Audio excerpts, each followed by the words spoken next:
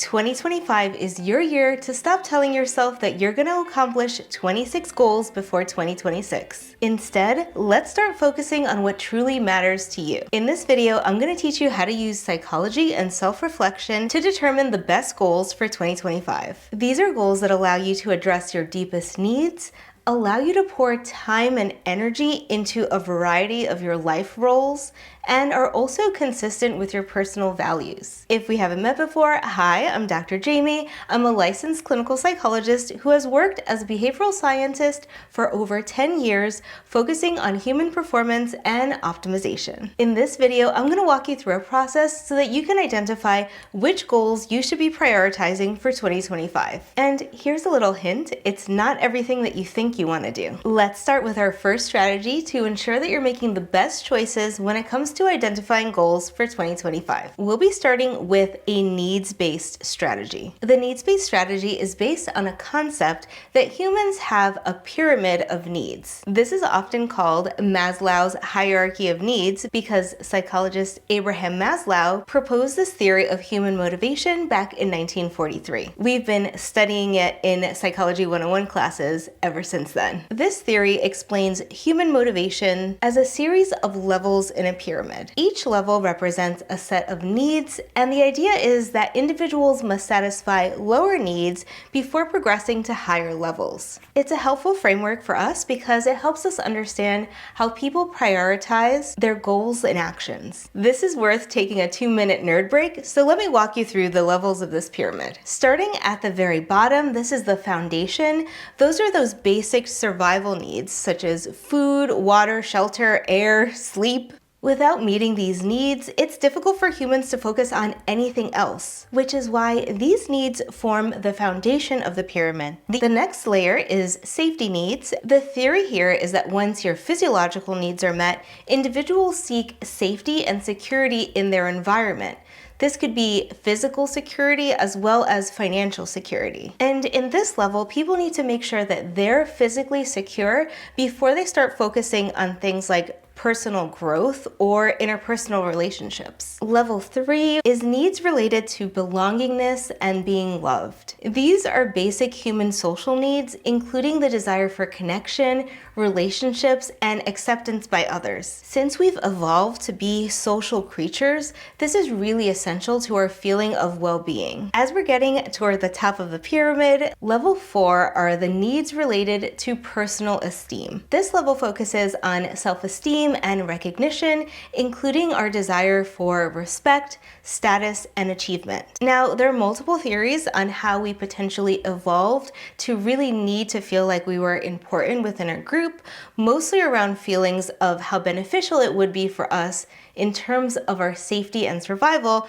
as well as our ability to reproduce. These days, having your esteem needs met contributes to feelings of personal value and achievement. Lastly, at the peak, that's self-actualization. And this is about reaching your full maximum potential and pursuing personal growth and optimization. Self-actualization represents living a life consistent with your values and your passions. So let's talk about how that's related to goal selection. When you have a whole list of goals that you're trying to get after, it might feel good to go after a whole heap of goals. But the truth is, we have a limited amount of time and a limited amount of energy. If we want to be the most efficient with selecting our goals for 2025, let's look at this pyramid and start from the bottom up. This means that goals related to your basic survival should be prioritized over all other goals. If you're at a point in your life where you're having difficulty finding a safe place to lay your head at night, or you're managing some issues of food insecurity, goals related to meeting your physiological needs need to come first. Only after your physiological needs are fully met can you move on to goals related to safety. Remember that safety is talking about physiological safety as well as financial safety. So goals related to having a stable income or having access to healthcare would be on this second layer. layer. Next would be goals related to belonging and lovingness. These are goals related to building strong friendships, deepening your relationship, or finding a community. After that would be goals related to self-esteem and recognition. So these are goals related to accomplishing things at work, building confidence, or improving self-efficacy. Lastly are goals related to self-actualization. That's things like developing a talent, getting a hobby, doing things that fill you with a sense of purpose. Now, I start here because it's interesting to me when I get a patient or a client that comes in and tells me that they have goals related to self-actualization when I know they're about a week or two away from losing their job. So potentially goals related to financial security, things like securing a new job, might be more urgent, efficient goals than goals related to learning Japanese. If some of this is ringing true for you, I'm just here to say that it's totally okay to focus on your needs before talking about having a totally Pinterest-worthy life. Some years are rebuilding years, and it's totally okay to say, my goal this year is to have a stable job, or find a place where the heat isn't always going out. If your physiological and safety needs are being met, let's explore another way to determine which goals to select for the coming year. The next strategy is a roles-based strategy. Now, if you don't know what life roles are, I have 2 different videos on the subject that I will leave in a playlist down below. But generally speaking, we all have different roles in life. And one quick way of assessing the different roles that you play is to think about a week in your life. Think through everything that you do, the people that you interact with, and what's expected of you. You can utilize that mental walkthrough to think about what are the different roles that you play. For example, I'm a wife, I'm a mother, I'm a full-time employee, I'm a content creator, I'm someone that has to take care of myself, I have to do a budget, I have to clean my house, I have to fill up the gas tank in my car. These are all things that I do that are related to certain roles that I have or larger life domains. Every year I go through and assess my roles and see how they fall into larger life areas or life domains. This year my life domains were physical spaces, health and fitness, finances, personal growth and development, friends and family, fun and recreation, my full-time job as a clinical research psychologist, as well as my part-time job here as the productivity psychologist. Now that I've identified my life domains and the role that I play in each of those domains, I can move on to rating my performance in each of those life domains. Let's take the example of physical spaces. The domain of physical spaces for me means how I interact with my home and my car. Those are mostly my physical spaces. I also have an office that I go to for my 9-to-5 job, so I count that as my physical space. At work, I'd be doing things like clearing out my email inbox as well as my desktop. At home, I would be doing the laundry, ensuring that my physical countertops are clean, and in my car, I would make sure it was up to date with all maintenance requirements as well as it being physically clean and neat. Now, that is my ideal state. That would be a 10 out of 10. But where do I fall this year? If that was a 10, this year I was about an 8 in terms of keeping my physical space consistent with that idealized state. I am pretty good at keeping the house clean. I've done pretty good at clearing out my email inbox as well as my desktop regularly at work. I would say most of that 2-point deficit is how I keep my car. It's pretty messy, I don't clean it regularly, and I think I need an oil change. Some people like to use this wheel of life to rate how they're doing in different domains. And that's actually what I do every year as part of my yearly review and reset.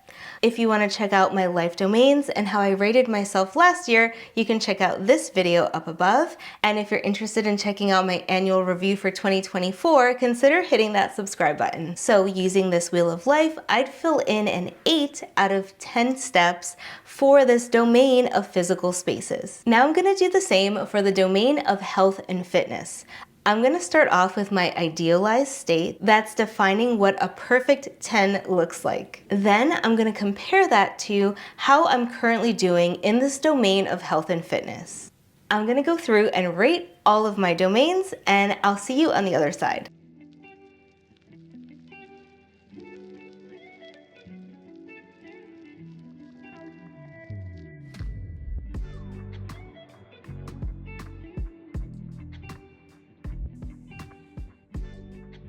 Now that I've gone through and rated myself on each of these life domains, you can see that I'm the lowest in my fun and recreation category, where I'm a 2 out of 10, and I'm also pretty low in friends and family. That's a 3 out of 10. Utilizing the roles-based strategy for goal selection would identify the lowest life domain, in this case, fun and recreation, and would prioritize goals related to increasing my performance within that life domain. Similarly, goals related to strengthening my relationships with my friends and family would also be prioritized. Things like setting up a weekly date night or setting up a monthly outing with my friends would be a goal that I would select over something like build a cleaning routine, because the difference between where I am right now in terms of maintaining my physical space and my idealized state is pretty small. I just need like 2 more goal units, but the space between my idealized state for fun and recreation and where I am now is pretty vast. Since those life domains need the most attention, those are going to be the goals that I'm going to focus on for 2025. Finally, my favorite goal selection strategy is a values-based goal selection. Values are individual principles or beliefs that guide your decision-making and bring meaning to your life. These are highly personalized, and that's part of the reason why selecting values-based goals are actually slightly easier to achieve than the other types of goals. People tend to find that when their goals align with their values, they're more likely to stay motivated. Now, finding your core values could take some time and introspection, and I made this video on how to identify your values using a step-by-step process. But I'll give you the cliff notes here. There are validated measures that help identify some of your core values. I'll leave links to some of the psychometrically valid measures that I use in my clinical practice down below. Since those can be a little time consuming, another way that you can identify or work toward identifying your core values is to utilize an existing values list. Read through the list and see what initially resonates with you. Once you have a dozen or so words, see if you can identify any patterns or clusters for those words. Ideally, you'll start to see some patterns forming, and you'll be able to identify 4 or 5 general value clusters that seem to resonate with your core beliefs. Another strategy is to use your life experiences to try to pull out your values. You can look at times in your life where you are the most proud of yourself, felt the most accomplished, or the most satisfied, and you can look at the people in your life that you admire the most.